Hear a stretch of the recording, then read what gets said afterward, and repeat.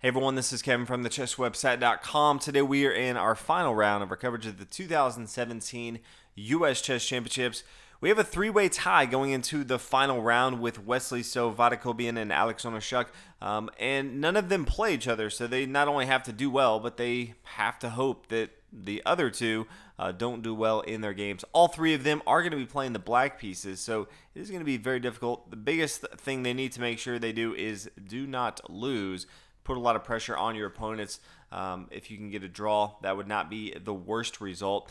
But in today's match, we have one of those competitors, Wesley So, that's tied at the top. He's playing the black. And then white's going to be played by Daniel Naroditsky.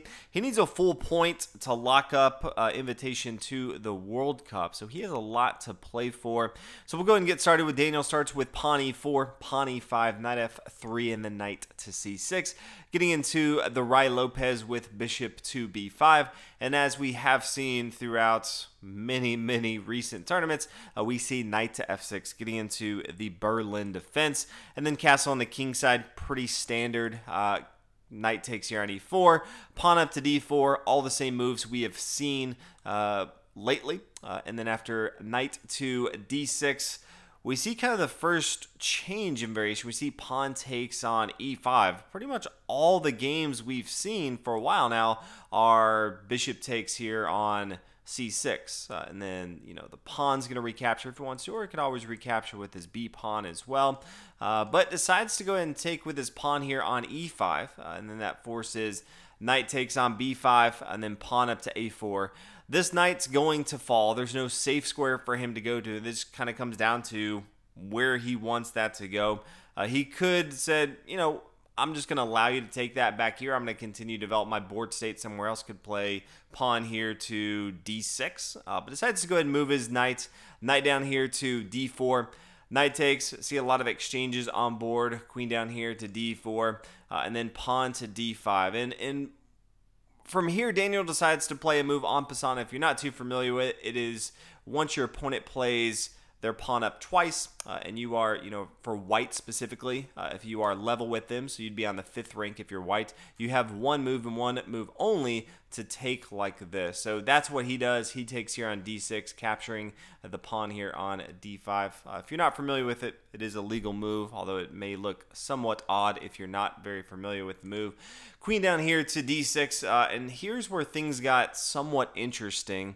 We see queen to e4, and Wesley So I think has two options. He could play queen to e6. He could also play bishop to e7, getting ready to castle on the king side, complete his development. He does have the double bishop pair, so he has that going for him. Decides to go for the queen to e6 route, and then both players do threefold repetition, and we have a draw after 14 moves, which is really odd.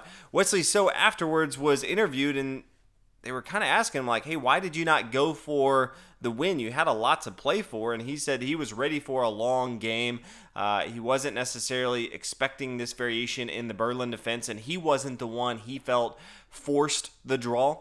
He thought that Daniel was the one that forced it. But I do think Wesley So had the opportunity to play that bishop here to e7 and not have a forced draw. I mean, even after the first one, queen here to e4, you could see bishop e7, and then bishop f4 getting involved into the game. Queen e6, yeah, if they want to exchange off the board, that's not going to be too terrible. You still have those double bishop pair. If he doesn't want to exchange, maybe knight to c3 protecting, you could take the queens off the board. You still have that double bishop pair.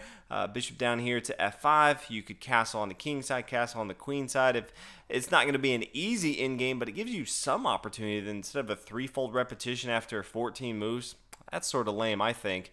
Luckily for Wesley So, his other two people did not win their game. Vadakobian actually ended up losing to Nakamura, and then Alex Onashuk, he did draw as well. So we will have a playoff. So for those people that like extra chess, we will have a playoff going into tomorrow with Wesley So and Alex Onashuk.